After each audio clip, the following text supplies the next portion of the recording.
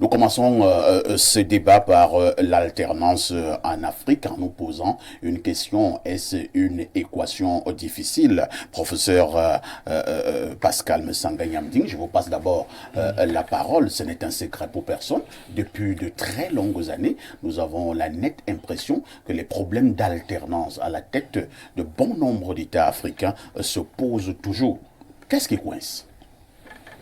Ben, écoutez, les systèmes politiques africains sont influencés par deux héritages.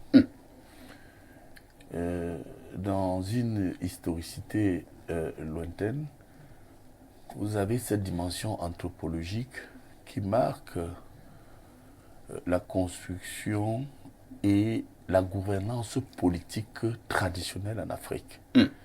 Alors vous verrez qu'il y a deux écoles qui s'affrontent du point de vue de la science politique pure ou de la socio-anthropologie. Ce qui situe la projection de l'État africain dans une dimension sacrée, c'est-à-dire anthropologique, avec ce que Bourdieu appelle les habitus, TU, c'est-à-dire les modes de comportement durables qui influencent le système de fonctionnement des gouvernants, c'est-à-dire la tradition. Et ces modes sont encore vivants lorsque vous voyez les chefferies traditionnelles, j'en suis un. Lorsque vous voyez la relation entre le pouvoir et le sacré. Et lorsque vous voyez même cette dimension sacrée qui influence ce qu'on appelle, nous en anthropologie politique, la durabilité. C'est-à-dire le chef est sacré, on ne demande jamais au chef quand est-ce qu'il part. C'est à lui tout seul. Parce qu'il y a une relation entre Dieu et lui qui garde le pouvoir.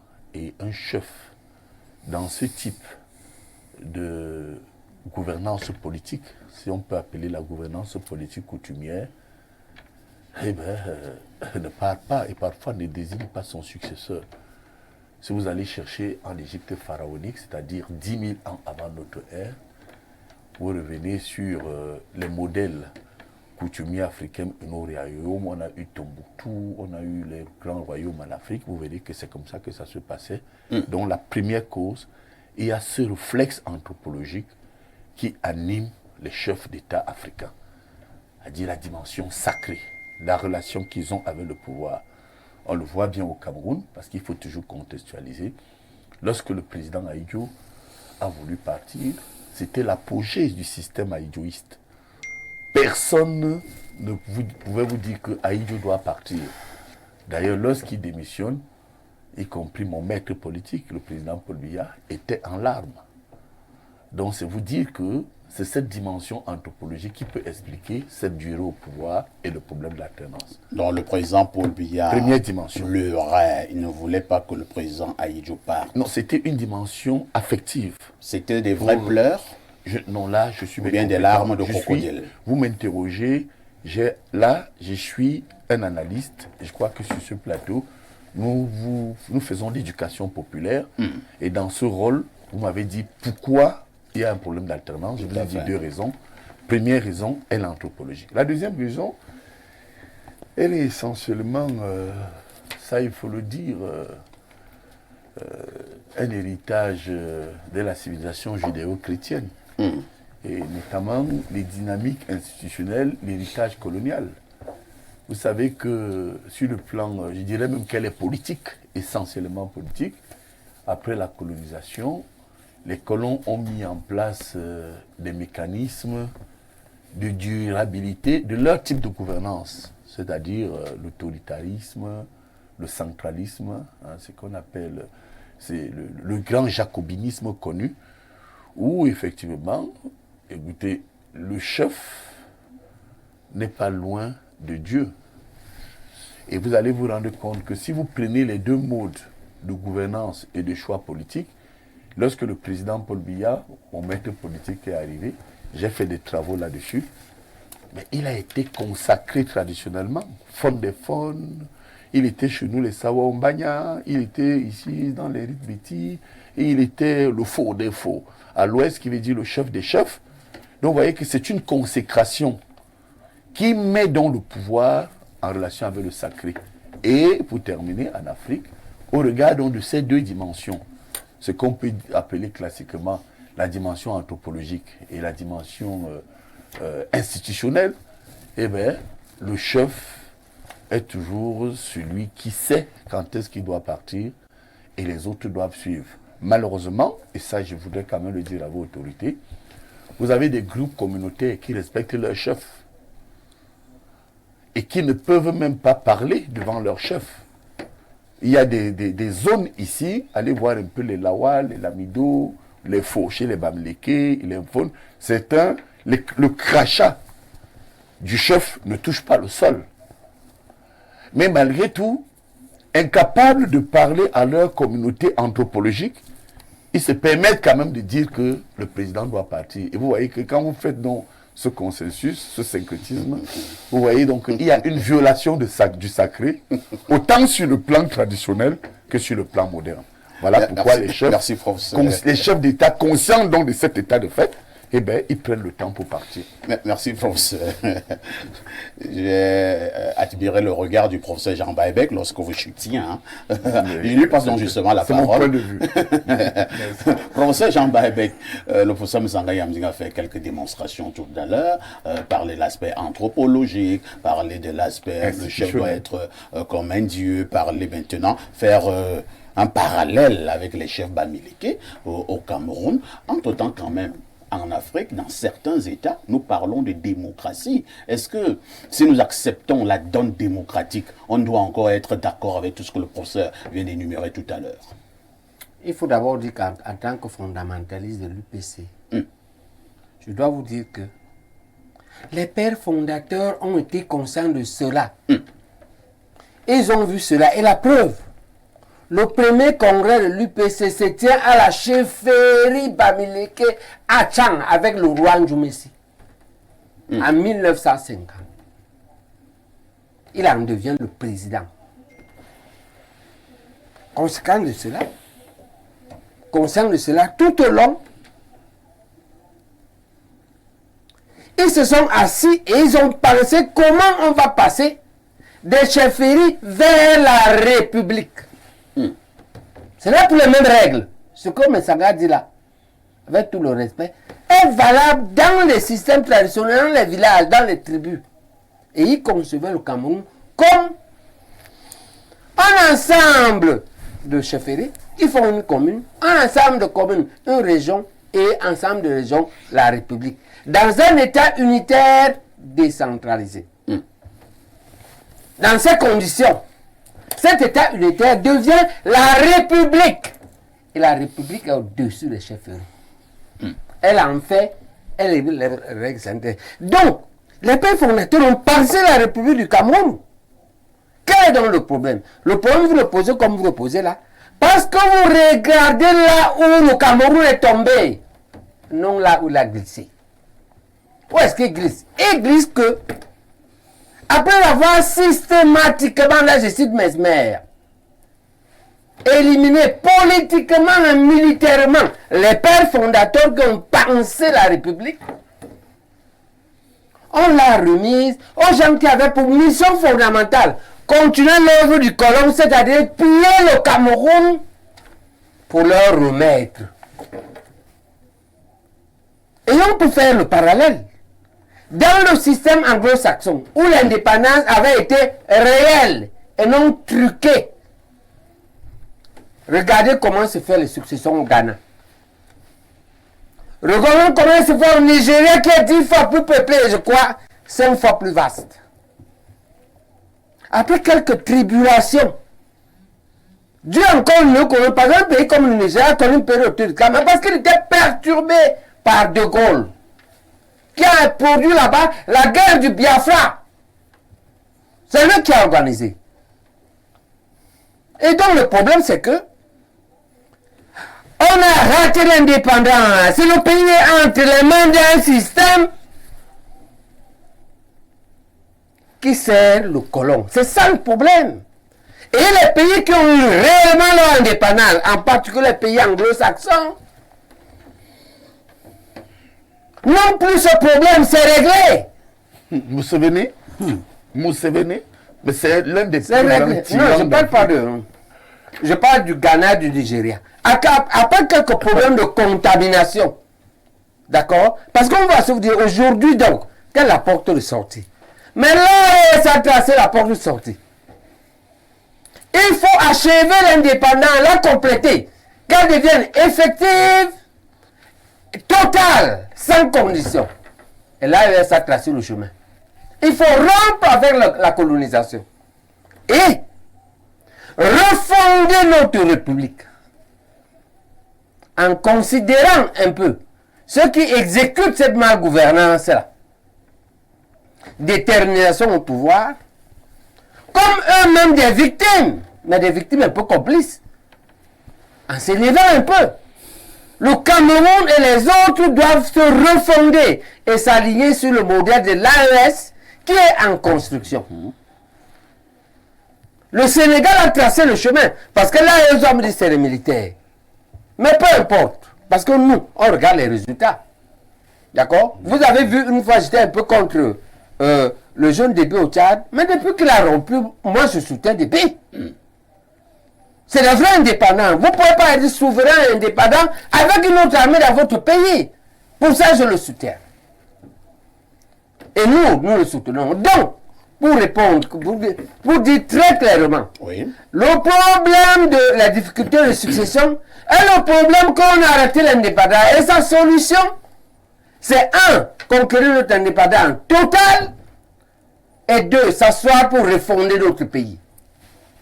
Dans une logique de république et donc d'alternance systématique au pouvoir après un certain délai, d'une part, et d'autre part, dans une logique de progrès vers les États-Unis d'Afrique, vers l'État panafricain. Ok.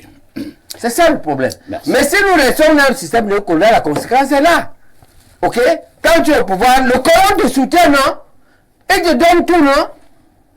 Tu restes au pouvoir. Merci. Tu crois que le pouvoir est devenu la chefferie de chez toi. Un pays est devenu la chefferie de chez toi. Donc le Cameroun était un lamidar de Garoua, ou bien celui-ci est la chefferie de Mvomeka. Et les deux même, ne sont même pas de sang princier. Ni Aïd, ni Biya. Voilà. Le Cameroun est devenu ça. Merci. C'est compris, professeur Baïbek. On va passer la parole au politologue Owonangini. Owonangini, vous avez travaillé longuement sur cet aspect des choses en Afrique. Vous avez suivi vos deux éminents collègues. Mon problème est justement celui que je viens de poser au professeur Baïbek. Il a apporté des réponses. En Afrique, dans bon nombre de pays africains, nous parlons de plus en plus de démocratie. Le professeur Baïbek a pris des bons exemples tout à l'heure. Il a parlé du Ghana. On peut aller un peu plus loin, on peut parler du Sénégal. Mais nous avons la nette impression que depuis un certain temps, ce sont les pays, un peu plus des pays de l'Afrique centrale, qui ont des problèmes d'alternance à la tête des États. Alors que nous avions les mêmes problèmes d'ordre anthropologique, institutionnel, ainsi de suite. Est-ce qu'il faut dire que certains chefs d'État de l'Afrique centrale ont fait du totalitarisme leur pain quotidien? Merci de me donner la parole pour pouvoir rendre compte de cette situation. Il faut l'examiner sans émotions excessives et avec beaucoup de lucidité. Je vais procéder en deux temps. Allons-y. Je vais d'abord planter les fondations, puis je vais commencer à élever les murs. Et évidemment, je mettrai... J'espère qu'on aura suffisamment de temps, hein, professeur. Bien sûr, ne vous inquiétez pas. Parce que j'ai peur que ce soit une soutenance de thèse. Où vous voulez qu'on vous explique, ou vous ne voulez pas. Si allons-y, vous ne voulez professeur. pas, on passe. Non, allez-y. D'abord, ça fait donc 2 ou 3 temps. Premier temps, il y a des éléments d'hétérogénéité culturelle. Sur le plan analytique ou technique, on appelle ça des sociétés plurales. Ça veut dire que les ordres politiques qui se sont constitués dans les sociétés africaines sont pour l'essentiel constitués sur la base d'une forte hétérogénéité culturelle qui impose donc à ces ordres politiques de faire un travail constant d'unification de sociétés qui ne présentent que des convergences spontanées mais pas des convergences organisées. Deuxième chose, ce sont les éléments politico-institutionnels.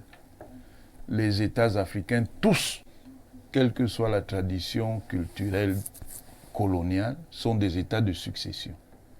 Et tous les États coloniaux sont des États autoritaires parce que la colonisation est par principe, une organisation autoritaire.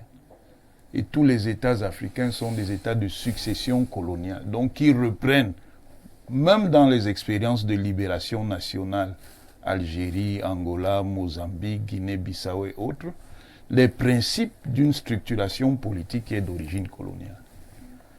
Troisième élément, dans le cadre de ce premier plan, c'est l'économie. Les économies coloniales sont des économies de concession.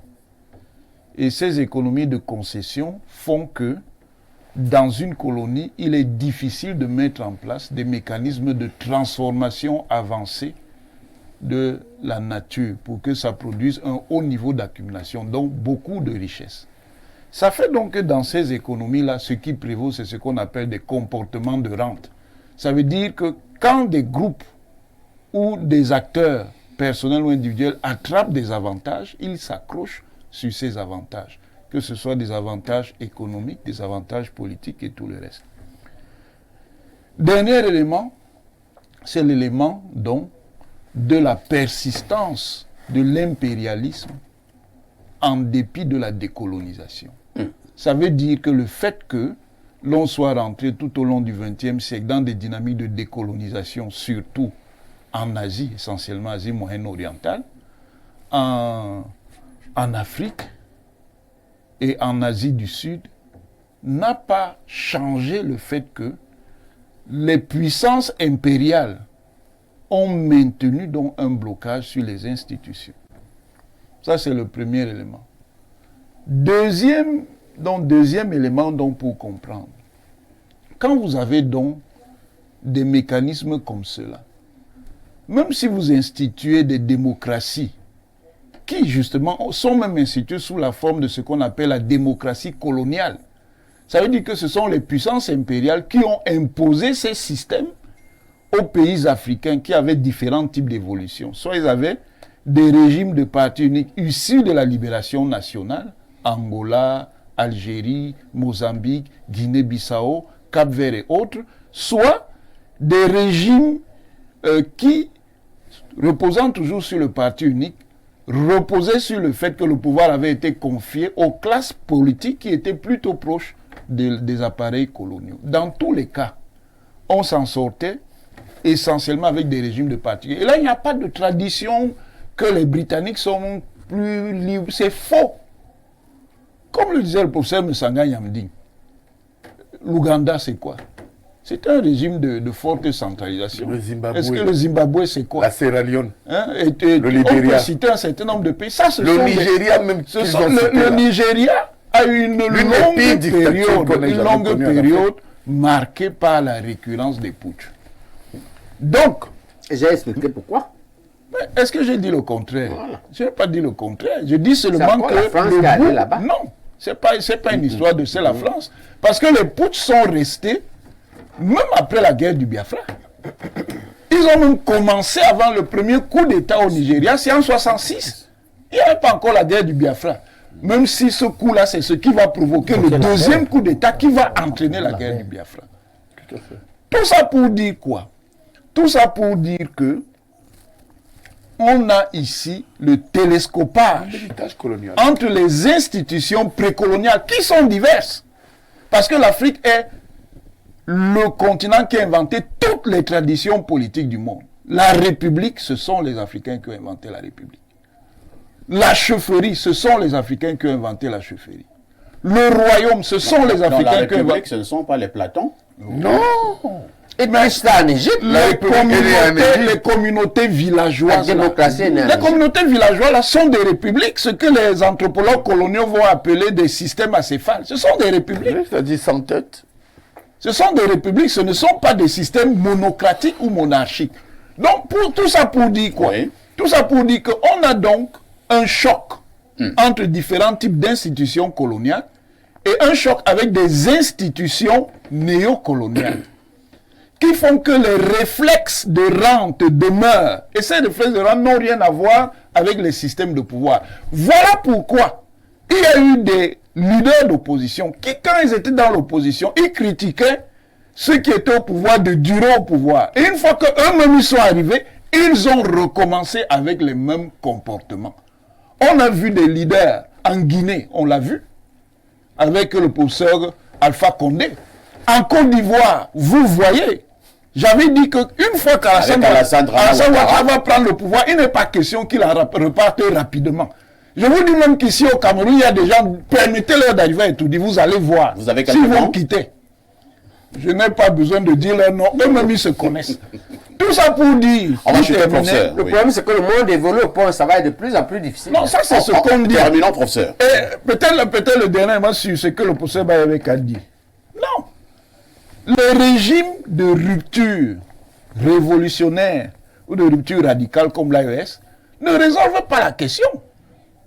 Il y a aussi un autoritarisme souverainiste et un autoritarisme révolutionnaire. Vous voyez bien que quel que soit ce qu'on peut penser de l'orientation du régime malien, nigérien, ils ne sont pas venus pour partir. Attention. Précisément parce qu'ils sont dans une perspective même qui est contraire aux institutions qu'ils considèrent comme des institutions coloniales. Ils sont venus là pour rester, pour faire ce qu'ils appellent la libération nationale, ou la deuxième voie de libération nationale.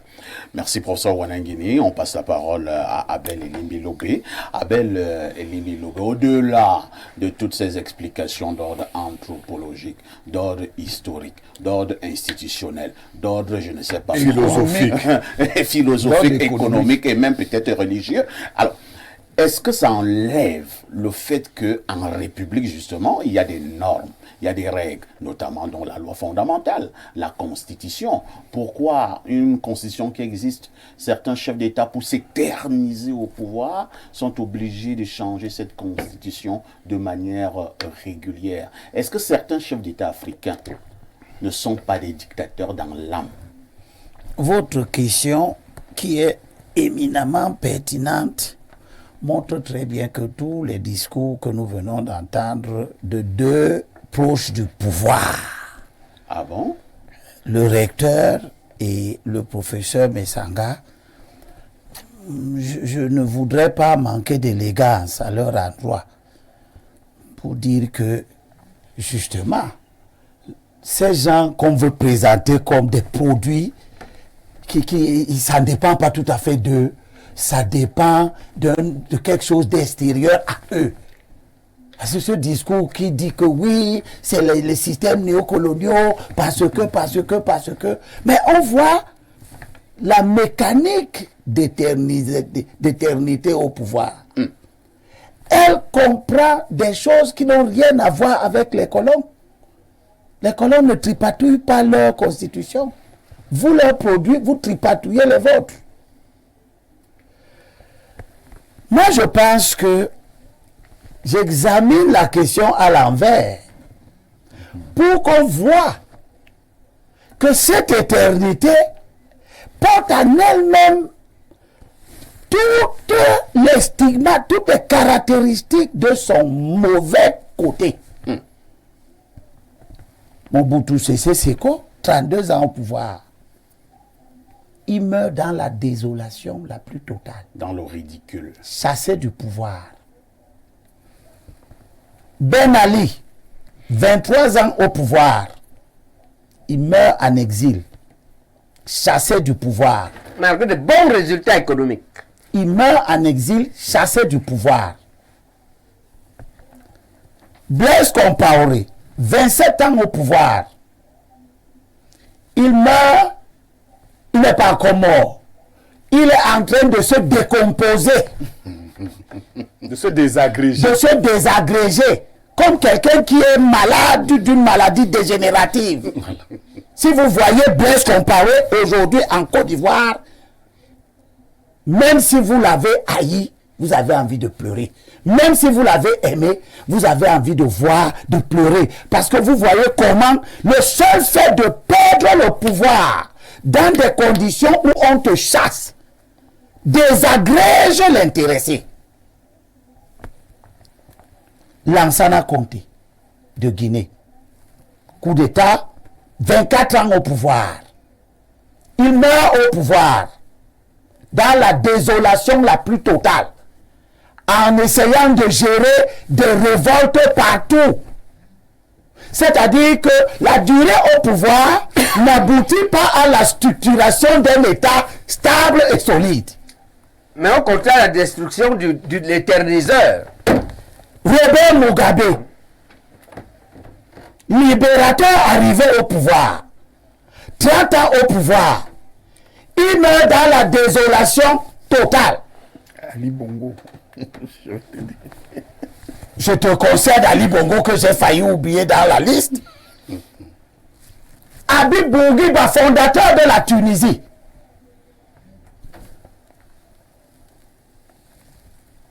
Neuf fois élu, 6 fois élu, dans les conditions que nous pouvons imaginer, qui sont semblables aux mêmes conditions d'élection et de réélection de tout ce que je viens de citer.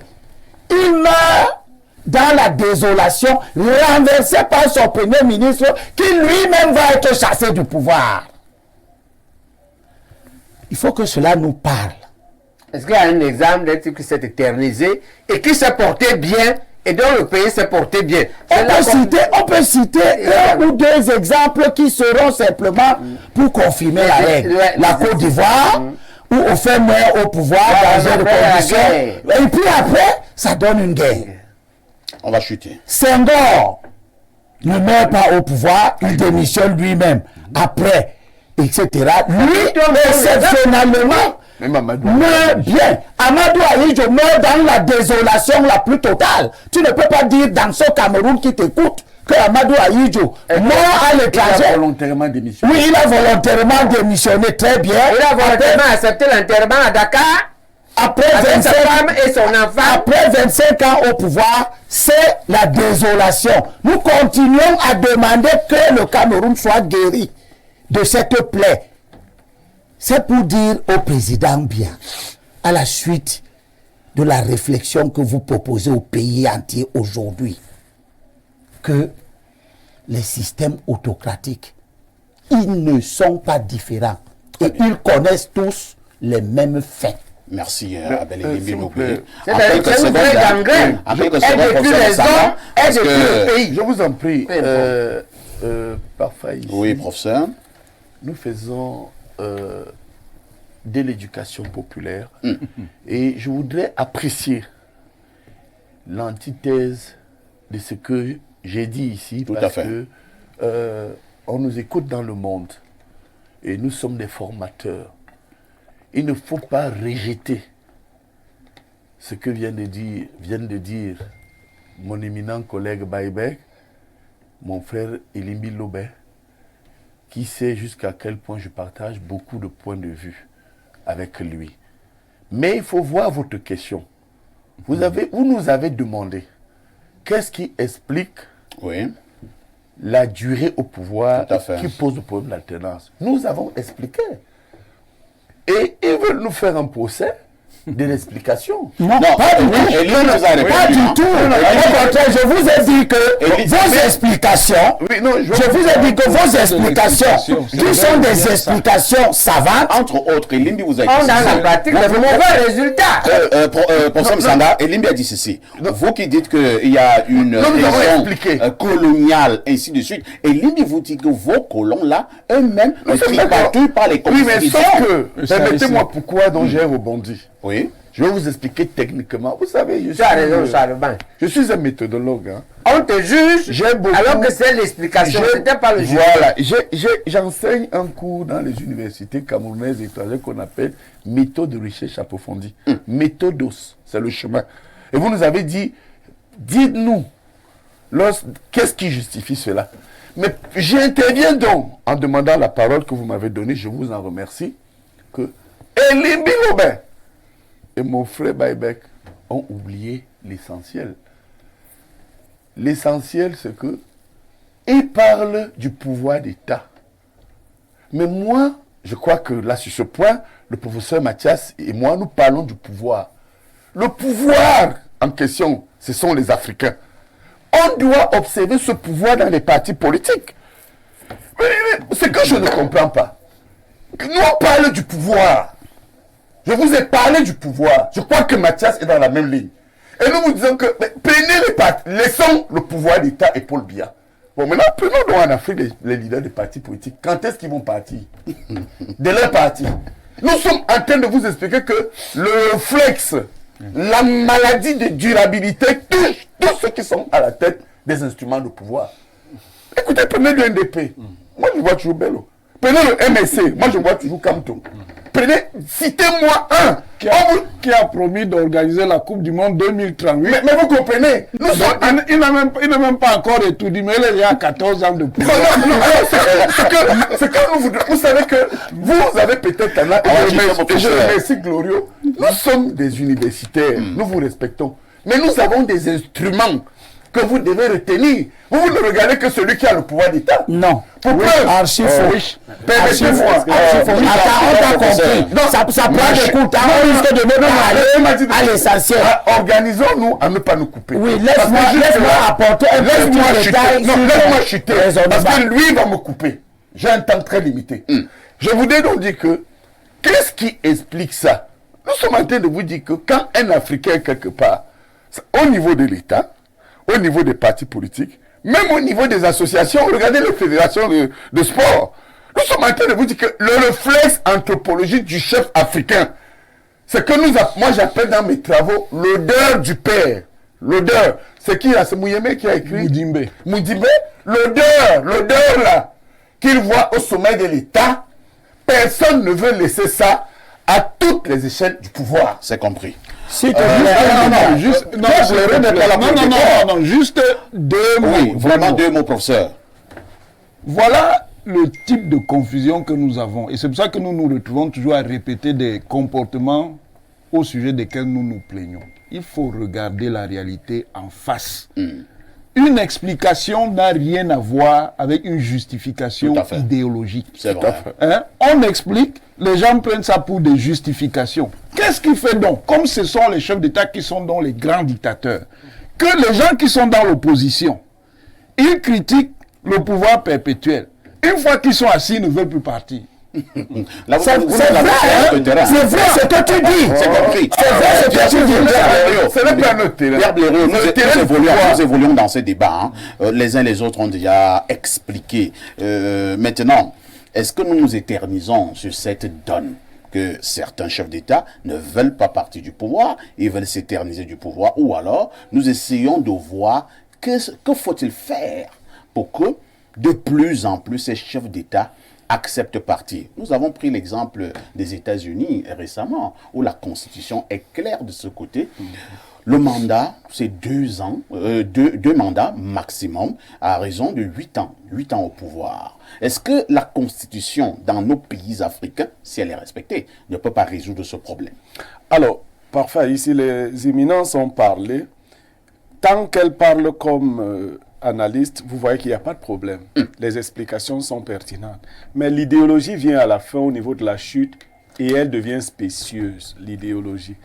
On quitte du pouvoir d'État pour vous parler du pouvoir des chefs des partis politiques. C'est la vérité. Et c'est faux. Pourquoi? Parce que quand vous regardez les autres pays du monde, les chefs des partis politiques d'opposition restent à la tête de leur parti. Ce n'est pas vrai. Est-ce que vous avez déjà quelqu'un d'autre qui a, dans le parti de Mélenchon, il y a quelqu'un d'autre qui préside? Le Pen a donné à sa fille, elle a donné à quelqu'un d'autre, ainsi de suite. Nous ne sommes qu'en France, ainsi de suite. Mais c'est son beau-fils qui dirige son parti. Non, donc on est toujours dans la même chose. Mais c'est tous les hommes, parfait ici, tous les hommes aiment le pouvoir. Les noirs comme les blancs. Toute l'humanité aime le pouvoir. Ça, c'est George Washington. Voilà. Il y a une seule pour ça qui limite à 4 mandats 2 fois. Il n'y a qu'une seule chose qui arrête l'amour du pouvoir. C'est le pouvoir qui arrête le pouvoir. Comme les politologues. Ils sont bons. Donc, Obama aussi voulait être président jusqu'aujourd'hui. Barack. Il aurait voulu, d'ailleurs il est plus jeune que tous nos vieux types là. Lui voulait être aussi président. Il trouve seulement une structure qui lui enlève cette idée-là. Dès son accession. Quand vous voyez Trump revenir, vous pensez que c'est parce qu'il n'aime pas le pouvoir. Trump aime le pouvoir. Mais il revient là, il ne peut faire là que 2 mandats de 4 ans chacun. Et Macron n'aime pas le pouvoir.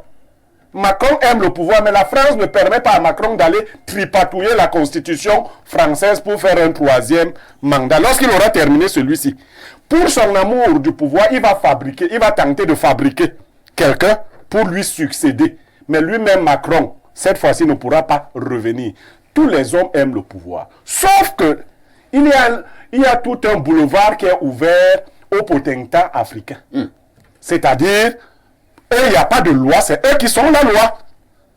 Il n'y a pas de règles. Et comment on résout ce problème? Mais on les bouscule. Attends, Voilà. Je vous dis qu'on les... Permettez, on fait en sorte... Parce que nous, Africains, nous montrons notre petitesse citoyenne. En argumentant sur ce genre de choses, nous devons mettre des institutions qui font que Kava ne pouvait pas être président de l'Assemblée nationale pendant 1000 ans. Ainsi de suite, Biya président pendant 2000 ans. Vous trouvez des... C'est pas 2000 ans, c'est 42 ans. C'est la même chose. Parce que s'il pouvait vivre 3000 ans, il ferait... C'est un figure de style, il veut dire trop longtemps. Voilà, il ferait 2000 ans s'il pouvait vivre 3000 ans. Donc, les institutions ne doivent pas vous permettre.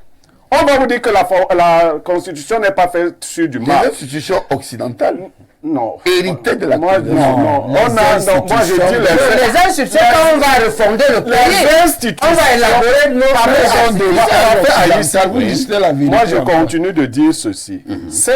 Quel que soit, et là, je suis d'accord avec le professeur Onangine, quel que soit l'homme qui arrive au pouvoir et qui sent en lui la capacité de manipuler les institutions, il aura l'envie de s'éterniser. Ouattara a dit 40 fois qu'après 80 ans, on n'a plus la force de tenir le pouvoir. Il a dit, aujourd'hui, il croyait qu'il n'aurait pas 80 ans. Il en a 83 et il se sent une nouvelle jouvence. C'est pas s'il est allé... Non, c'est pas africain. Le président américain, Biden voulait. C'est les Américains africains. Non, il est même humain. Il voulait être là. Et les Américains qui sont un peu d'un niveau très élevé, lui ont dit, nous ne voulons pas une telle honte. Les Camerounais n'ont donc pas le courage de dire que même si toi tu veux, même si tu te dis, parce qu'Ali Bongo nous disait, je suis très en santé, mes médecins viennent de m'ausculter, voulant tomber, on lui a dit que tu es en santé, mais va rester en santé ailleurs. C'est cette volonté-là que nous devons tuer dans l'œuf en nous dotant nous-mêmes d'institutions qui ne permettent pas d'entretenir un tel amour du pouvoir. Oui, non, vraiment, il faut un peu de l'ordre. Hein. Le professeur Baebek est encore très calme, il faut qu'on lui passe aussi la parole. Donc, professeur, je reste sur la même longueur. Hein. Moi, je veux trouver des solutions. Que faisons-nous? Il y a Bléro a donné une solution à court terme. Oui. Bléro dit à court terme, il faut bousculer. Et qu'est-ce que vous mettez dans bousculer? Voilà, ce qu'on met dans bousculer, il y a plusieurs choses. Oui. Il faut faire l'équilibre entre ce qu'on veut et ce qu'on risque. Si nous faisons un bousculon, Oui. ok, il faut dire que non, 42 ans, ça va. Va te reposer, papa, patriarche. C'est une pression. Il faut l'écrire. Il faut faire la lutte politique.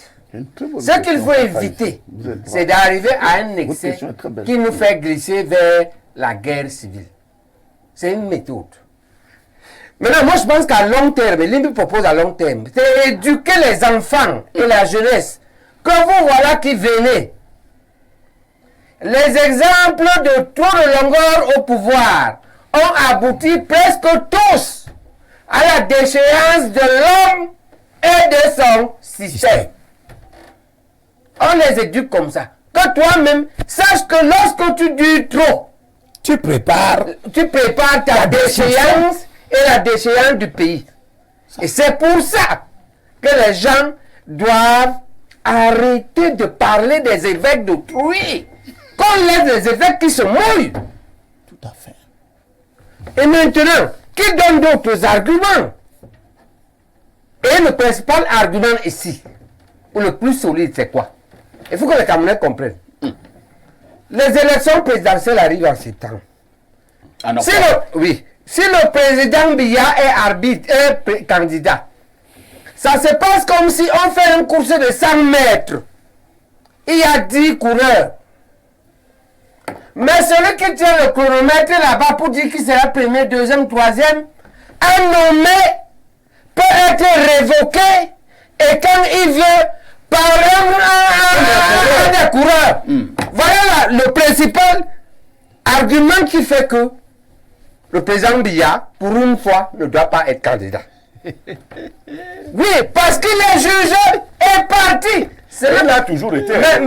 Mais son âge est un argument secondaire. Mais le principal, c'est que si on parle là-bas, tu vas encore gagner. Parce que l'être humain est comme ça. Si tu peux le nommer et le révoquer, quand tu veux, même quand tu ne lui demandes pas, il veut te plaire. Parce qu'il veut sauvegarder la petite vie que l'ECAM donne là. Parce que moi, j'ai mon parrain de mariage qui est membre de l'ECAM. Tu as une voiture grosse, tu as un policier, tu as un chauffeur, tu as un secrétaire. Si tu lâches ça, même ta femme va te chasser. Pourquoi tu vas aller lâcher ça? Et donc pour ça, l'ECAM est pour le président Biya dès maintenant jusqu'à la fin. Il ne peut pas nier. C'est humain. Ce n'est pas parce qu'on est au Cameroun, ce n'est pas parce que... Très bien. Voilà. Et donc, maintenant, le laboratoire lui peut s'entraîner pour réfléchir, pour lui proposer une solution. Oui. La solution, c'est que, à l'Assemblée de mars, là, le RDP élabore un projet de loi qui rend donc le président Biya non partisan. C'est-à-dire qu'il va à une compétition. Ce n'est pas lui qui nomme les arbitres. On nomme une structure neutre. Professeur, vous imaginez ça possible? Non, mais on lui donne, qu'il ne fasse pas. Est-ce que la RDPC peut faire? Attends, on fait des propositions blaireaux. Qu'il ne fasse pas. Que cette commission soit composée de 10 personnes. Un évêque, c'est eux qui ont commencé publiquement. Un imam, un représentant des musulmans. Un pasteur représentant des protestants. C'est les gars. Et maintenant, Et les bons boxons ou là un représentant de chaque parti politique. Mais là, vous avez pris les églises. Attends. Et ils sont pas suffisants. Ils n'ont pas pris le courage de dénoncer. Les églises. Et ils ne représentent pas ceux qui pèsent dans la société. Les partis politiques représentés à l'Assemblée. Ça fait une commission. Cette commission-là valide et les camps. Et c'est elle qui peut révoquer. Et elle peut révoquer seulement après les élections. Comme ça, le président Biya est libéré comme les 10 autres coureurs. Il n'y a plus quelque chose qui pèse sur lui. Pour un peu plus de transparence. Oui, un peu plus transparent. Ça baisse aussi la pression. Oui. Ok. Et le laboratoire lui peut faire une deuxième proposition. Mais celle-là, on en parlera parce qu'elle n'est pas suffisamment avancée. Celle-ci est avancée. Si il part, le RDPC en mars adopte ça, les arguments comme son âge deviennent secondaires. Parce que le Camélie est libéré, la Cour constitutionnelle est libérée. Mais si tu nommes et révoques tous les juges de la Cour constitutionnelle, tu nommes et révoques tous les camps quand tu veux, c'est-à-dire même la veille des élections, même pendant les élections. Comment tu veux qu'un être humain, comment il va faire quand il va arriver chez lui, sans sa voiture, son policier, mon parrain là, il arrive chez lui, mon professeur, j'ai même les professeurs là-bas et les collègues. Hein? Comment il va faire pour arriver chez lui? Est-ce qu'il va rentrer là-bas? Même son village va le chasser. Bien sûr. Très bien. Et parce qu'il n'a pas... Vous posez la même question qu'il a posée à l'autre. C'est compris. On passe d'abord la parole. Quelle est la solution? On passe d'abord la parole à Elimbi Lobé. Elimbi Lobé, depuis un certain temps, nous avons posé le problème de transparence électorale en Afrique et plus précisément pour le cas du Cameroun. Nous avons vu dans certains États, Elimbi Lobé, où le président de la République peut justement nommer les membres de l'organe en charge d'organiser une élection, mais il n'a plus la possibilité de les révoquer. Oh ben, ça va mieux, non? Toutes ces propositions, c'est mieux, non? Toutes ces propositions ont été faites lorsque Elections Cameroun a été créée. Vous vous souvenez de la grande controverse qu'il y avait eu lorsque la loi portant création, organisation et fonctionnement d'Elections Cameroun a été votée. Il y a eu un grand débat là-dessus. Tu veux dire honneur ou les Cameroun? Non, je parle d'Elections Cameroun. Je parle de l'organe Elections Cameroun. L'ONEL n'était pas un organe chargé d'organiser les élections. C'est le MINAT. ONEL observait.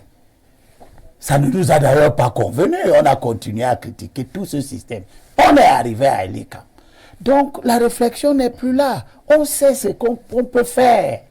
On n'est pas à chercher les solutions. On sait ce qu'on peut faire. Sauf que ceux qui sont aux affaires ne peuvent pas accepter ça. Parce que leur survie dépend de la docilité. J'ai fait un débat tout récemment à Douala avec un jeune turiféraire chercheur de poste qui dit nous contrôlons. Comment vous l'appelez? Nous Abama. Yves Abama. Le terme classique, un jeune. Laisse, je continue. C'est juste Il dit La nous science politique contrôlons locale le est riche. fichier électoral.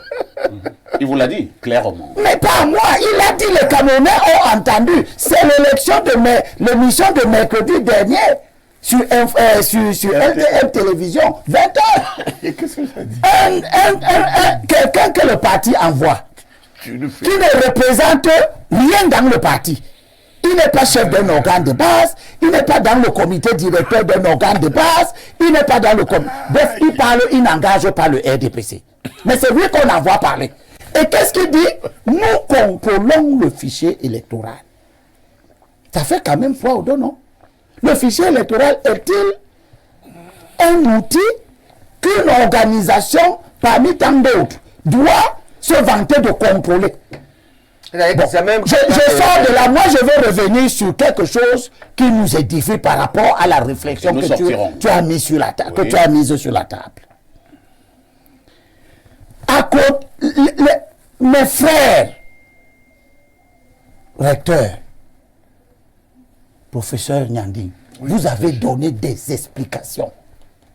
Mais est-ce que vous savez quel usage les explications scientifiques que vous donnez peuvent générer chez les utilisateurs? C'est un problème là-bas. Oui, c'est leur problème. Et nous nous intéressons.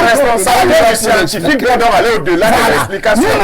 Nous avons s'il vous plaît. C'est leur problème. Maintenant, qu'est-ce qu'il faut faire? Non, vous m'interrompez. Vous raconter l'histoire de la bombe atomique. Pourquoi le programme de la bombe atomique ne va pas chez Einstein? Pourquoi c'est lui parler qui fabrique? Parce que Einstein écrit à Roosevelt qu'il ne faut pas fabriquer ça. On a découvert quelque chose. Hitler risque d'utiliser ça. Mais nous, c'est pour la science et l'économie. On ne veut pas. Et comme le président a vu, il a donné à ses élèves. Laissez-moi donc un scientifique doit s'occuper de l'usage qu'on va faire. Laisse-moi terminer. Tu ne peux pas dire qu'on s'en fout, mais professeur, je la contribution des hommes de science. Non, mais ce qu'il dit est grave. Non, laisse. Oh, il a déjà dit. À la fois, on ne nous écoute pas. La contribution des hommes de science doit toujours être énoncée en tenant compte des dérives que les utilisateurs peuvent en faire. Et par rapport à ça, il est important d'outiller la société. Baybek a dit par la formation, moi j'ajoute par les bons exemples qui existent. Jerry Rawlings renverse un pouvoir qui voulait déjà devenir autocratique. Et il réorganise les élections. Lui-même ne se présente pas. Le Ghana rentre dans une culture de l'alternance. Et Jerry Rawlings est parti à la suite des élections libres et transparentes qui ont permis de voter un nouveau président. En Tanzanie, Julius Nyerere était prédisposé à l'autocratie. Mais dans l'homme, il existait une grande volonté d'installer une culture démocratique. Il décide de ne pas se présenter là où la Constitution, le Code électoral lui autorisait de se présenter. Mais il n'a pas fait que cela. Il a permis à son propre camp de produire des figures qui peuvent continuer son œuvre. 5 présidents lui ont déjà succédé.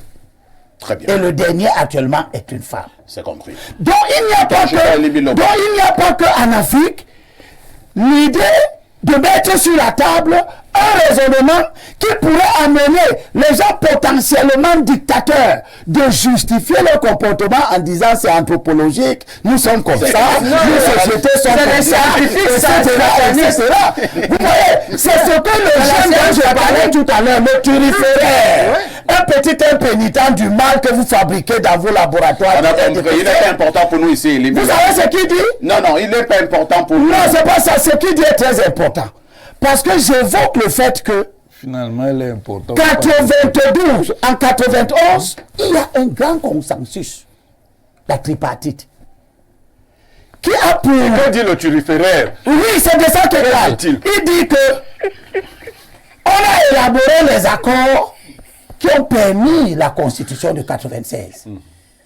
Et des outils importants de la décentralisation et la limitation des mandats.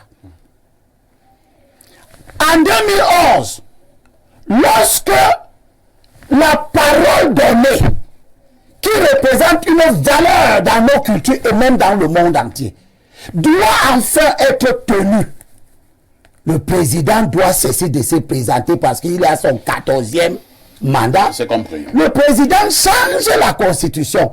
Est-ce que cette capacité à renier ce qu'il a dit est anthropologique, vient de la colonisation? Oui, il avait déjà donné. Il était plus tenu de la tenir. C'est compris. Il a déjà dit que D'abord, le il a professeur fait la constitution. on a compris Limbi Lobi. D'abord, le professeur Messanga Yamdinga. Professeur, vous avez insisté à ce que vous répondiez à cette question. Que faut-il faire? Même s'il faut rappeler, oui, même s'il faut rappeler que le professeur Baebek, y compris Limbi Lobi, nous font comprendre ici que lorsqu'un pouvoir dure trop, nous allons inexorablement à la déchéance. Oui, je crois que la durabilité est la conséquence d'un système. C'est-à-dire que lorsque on vous parle de l'analyse systémique, c'est souvent la relation qu'il y a entre le centre, celui qui détient le pouvoir, la décision, et la périphérique qui est influencée. Alors ici, j'ai écrit un livre il y a 5 ans, qui s'est d'ailleurs bien vendu, L'État et la régulation sociétale au miroir de l'anthropologie du droit. Alors, qu'est-ce qu'il faut faire? Je crois que vous nous avez demandé pourquoi ça dure. Maintenant, vous nous dites qu'est-ce qu'il faut faire. Tout à fait. Alors moi, je crois qu'il faut s'appesantir sur 2 choses. Lesquelles? La première, c'est la question, c'est la politisation du système politique africain. Vous allez voir que dans cet ouvrage, de manière incontestée, j'ai montré que lorsque nous avons célébré les 50aires des indépendances en Afrique, il y a eu 3 types de chefs d'État. Je mets au défi quiconque de ceux qui pensent que ce que le professeur et moi sommes en train de dire est faux, de me dire le contraire. 1. Il y a eu des chefs d'État successeurs, les successeurs constitutionnels. 2. Il y a eu des chefs d'État héritiers, le royaume du Maroc, quelques-uns qui ont des petits et des héredités organisées. Et il y a eu les chefs de guerre. Et lorsqu'on vous parle des chefs de guerre, ouais, nous on le dit, nous ne sommes pas des politistes ou des scientifiques satanistes, comme dit mon frère Baïbek. Nous sommes des scientifiques rigoureux. La preuve, j'illustre. Et mon éminent collègue va donner aussi sa position. Nous sommes neutres. Mais permettez-nous de vous dire comment et pourquoi ça se passe. Comme vous, un médecin, c'est nous qui avons des thérapies en sciences politiques. Ce n'est pas toi, Baïbek. Mais il n'y a pas de neutralité en science. Permettez-moi, non, il est médecin. Oui, Baïbek ne peut pas faire une thérapie sur les sciences de l'État, comme je le ferai avec Mathias. Et d'ailleurs, il le reconnaît. C'est pourquoi moi j'apprécie Baïbek. Il ne peut pas. Quand nous sommes là. Mais en médecine, il peut. Sauf si nous autorisons Sauf à aller faire la chirurgie orthopédique. La chirurgie orthopédique. Ça, c'est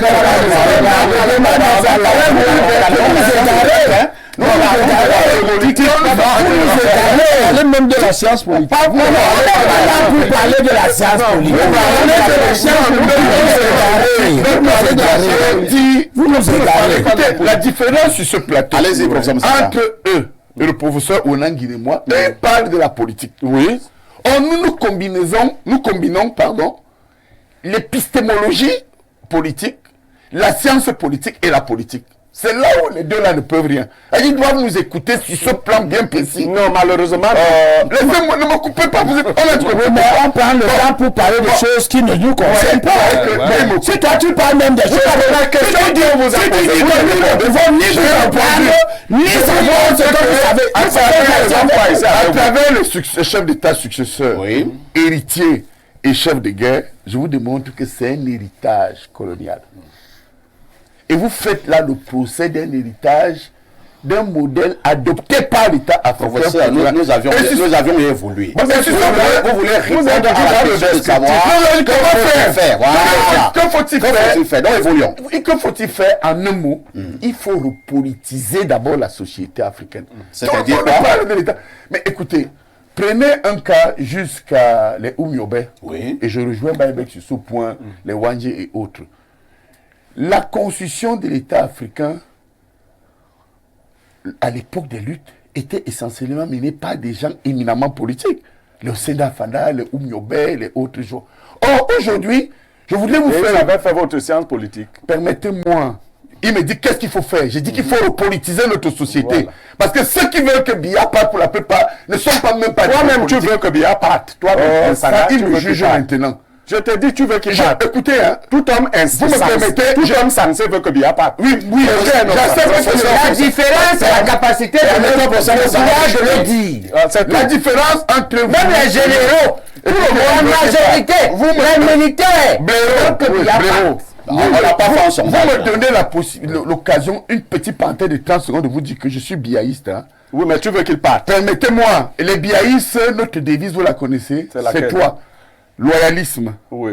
dévouement et dignité. Ça veut dire quoi? Ça, c'est idolâtrie. Ce n'est Oui, plus c'est mon affaire, ça nous regarde. Ça veut dire que nous, les biaïstes, nous sommes en train de dire que si le président Paul Biya, il a dit qu'il verra s'il continue ici pas.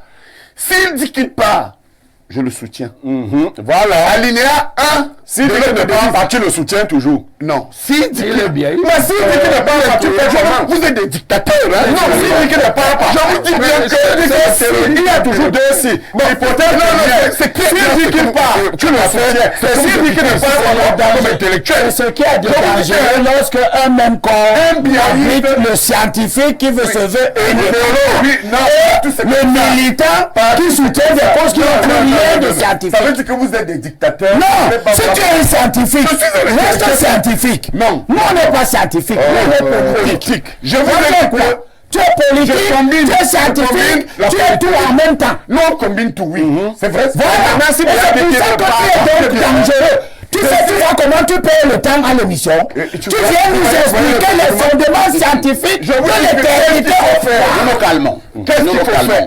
Pourquoi vous paniquez? Professeur, Qu'est-ce que Mandela a lutté? Il est devenu président. Il ne s'est pas éternisé. Il y a des gens qui disent qu'il y a le parti. Oui, et ils sont des tyrans sur les plateaux. Oui, on est des tyrans face à des gens qui enseignent de façon spécieuse, même des choses qu'il ne faut pas enseigner. Je vous ai dit qu'il faut repolitiser notre société. Qui l'a dépolitisé? Qui a dépolitisé cette société? quelques messages. Deuxième et dernier point, parce que j'ai dit qu'il y avait deux. Il faut repolitiser. Oui. Deuxièmement, pourquoi certains posent problème? Qu'est-ce qu'il faut faire? Il faut changer la gouvernance. La gouvernance n'est pas bonne. Il y a des problèmes de gouvernance. Je suis de ceux, et c'est ça la position des biaïstes, qui pensent que, au-delà du fait que les adversaires du président Paul Biya ne soient pas préparés, pour dire que Biya doit partir, la preuve qui se mêle de Biya qui doit partir au lieu de présenter un candidat. Je vous rappelle que nous allons en octobre bientôt. Moi qui suis coordonnateur du mois de Biya, j'observe que mes tiens, ils disent que Biya part, mais ils ne nous disent pas qui ils vont mettre. Mais nous, moi j'ai... Donc on est là parce que... Les Biaïs ont sorti la liste des 13. Nous, on a sorti la liste des 13. Nous avons dit, puisque nous suivons l'idéologue. 13 candidats, vous seul. Non, les 13 que nous allons sélectionner, si le Ah, donc il y a une shortlist là-bas. Oui, nous l'avons faite. D'accord. Et nous l'avons présentée dans les médias. Oui. Et sur cette liste de 13 en tête. Bon, oui, Voilà. et nous avons donc dit, nous les Mais Biaïs, ça c'est différent de Biya. Oh, mais c'est pas possible. Non, vas-y. Vous dites, tenez quand même votre consultant. C'est pas élégant ce que vous faites comme consultant. Oui, mais tu gardes la parole trop longtemps. Non, Tu gardes la parole trop longtemps. Nous allons Il y a un d'abord, problème. professeur, lisons Oui. d'abord quelques D'accord. messages. Hein. puisque... Ne paniquez pas quand nous prenons la parole. Non, mais vous la prenez, vous parlez de tout à la fois. Et ça prend beaucoup de temps. Les téléspectateurs nous comprennent. Mais oui. Vous ne nous comprenez pas. Alors, je suis même pas sûr. Je ne fais pas 450 km pour venir parler 10 minutes. Parce que toi, tu navigues entre la science et le militarisme. On a compris, Elimi Lobé. Bonjour, le meilleur de la télé, très élégant, c'est dimanche. S'il te plaît, demande au professeur Messanga et Owona d'arrêter de contredire leurs cours tous les dimanches dans les télévisions. Merci au professeur Baebek, à M. Limbi et Blériot pour leurs observations claires et précieuses. Autre message, c'est dimanche. Nous prenons ce message. Bonjour, Perfecto. Je voudrais que le professeur Messanga me dise si les ministres qui détournent les fonds au Cameroun sont différents des Kuluna qu'on a exécutés au Congo. Je pense qu'on devrait faire pareil au Cameroun en instaurant la peine de mort pour ces ministres qui détournent l'argent du peuple. Autre préoccupation. Alors, contre les sanctions. Quelqu'un pose une question là. Méon, tu es toujours biaïste? Qui ça? Est-ce que Méon a déjà dit qu'il est biaïste? Je ne sais pas, mais on lui-même est vivant. Donc voici. Est-ce que vous m'avez entendu faire ce genre de proclamation? Non. Non, il n'a jamais dit qu'il est biaïste. Il n'a jamais dit qu'il est biaïste. Bonjour à vous sur le panel. Juste pour dire au professeur Messanga que je l'ai entendu dire sur un plateau télé, il n'y a pas si longtemps, à un panéliste que tous ceux qui demandent au président Biya de se représenter ne l'aiment pas. Aujourd'hui, il change d'opinion. C'est Guy Thierry depuis Ngoro. Et bon, alors je réponds, je répète, tous ceux qui demandent au président Paul Biya de se représenter ne l'aiment pas. Pourquoi? Parce que le président... Ce n'est pas le pourquoi. Il ne l'aime pas. Permettez au professeur Messanga. Ce n'est pas élégant. Moi, je vous suis souvent. Allez-y, professeur. Toujours, vous ne savez pas que vous gâtez vous-même l'émission. Allez-y, professeur. Bon, alors, nous les biaïstes, notre position est que, comme nous sommes la sentinelle de l'idéologie portée par le président, rigueur, moderation, ouverture démocratique, nous disons ceci. Lorsque il vous dit que je vais, si je continue, ou aller me reposer au village, personne, nul n'a le droit de lui dire de se présenter absolument.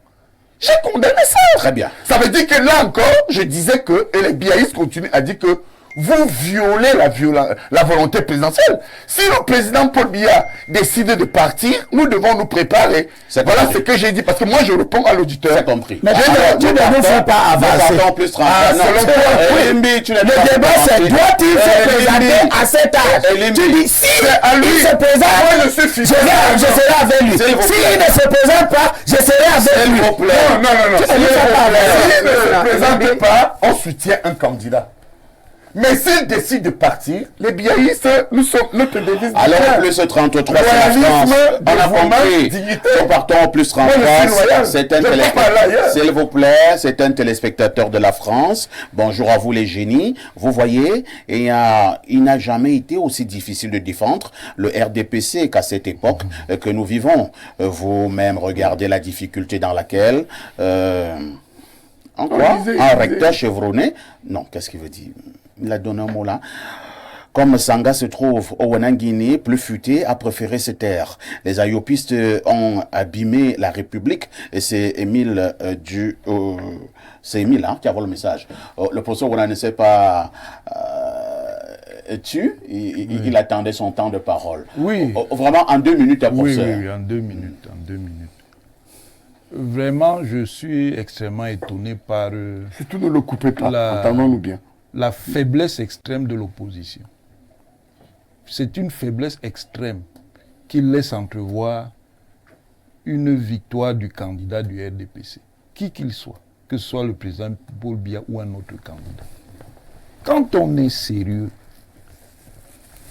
on fait de la politique sur la base d'orientation. On fait la politique sur la base de propositions. On fait la politique sur la base de contenu. Des gens qui n'ont que poussé l'argument Paul Biya ne doit pas se présenter sont des escrocs. Ça, c'est pour régler ce problème. Maintenant, deuxième problème. L'Afrique est profondément malade. Qui vous a même dit que les seules institutions possibles, c'est la démocratie représentative de type occidental? Qui vous l'a dit? Qui vous dit que ce n'est même pas ça le problème de l'Afrique? Qui vous dit même que dans toutes les sociétés, on peut régler les problèmes de pouvoir par des élections? surtout dans des sociétés d'une extrême complexité. Qui vous dit que parce que qui vous dit l'engagement, il y a une laissez-moi parler, coupez pas. Qui vous dit que le seul fait parler, le seul fait de laisser parler quand il n'y a pas de gouvernance. En Chine, les dirigeants ne durent pas. C'est ça qui a fait que la Chine ne soit pas un pays puissant. C'est ça qui fait que la Chine n'a pas de capacité. Vous êtes donc examiné le bilan. Laissez-moi parler. J'avais déjà parlé. Laissez parler. Est-ce que tu es terrorisme intellectuel? Qu'est-ce que présenter vos programmes? Non. Quel est le bilan de présenter aussi vos programmes? Laissez maintenant.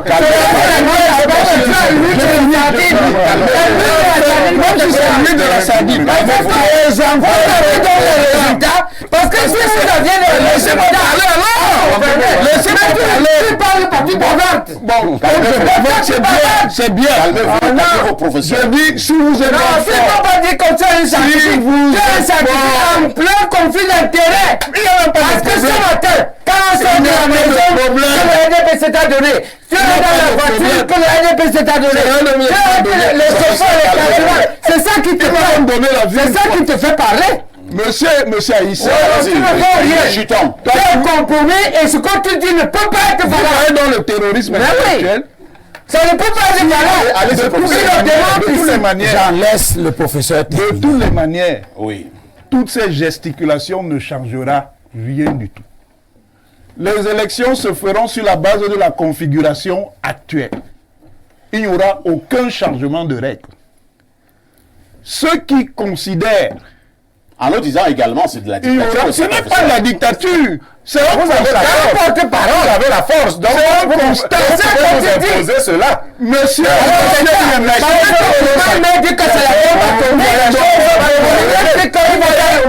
vous voyez, tu dis que rien ne va changer. C'est un porte-parole. Laissez-moi parler donc. Faire votre terrorisme intellectuel, ça ne change rien au fond. Parce que vous êtes profondément médiocre. Merci. Et je n'ai pas fini. Je finis en Laissez disant. que le recteur finisse, s'il vous plaît. Je finis en disant. Le seul fait qu'en Angleterre, de nombreux groupes politiques aient toujours demandé la proportionnelle n'a jamais changé le fait que depuis plusieurs siècles, le système, c'est la majorité absolue. Ce n'est pas parce que vous exprimez une revendication que les institutions sont obligées de prendre ça en compte. Très bien, c'est compris. S'il te plaît, Nous prenons une transition et nous revenons pour la suite du programme. J'ai été coupé.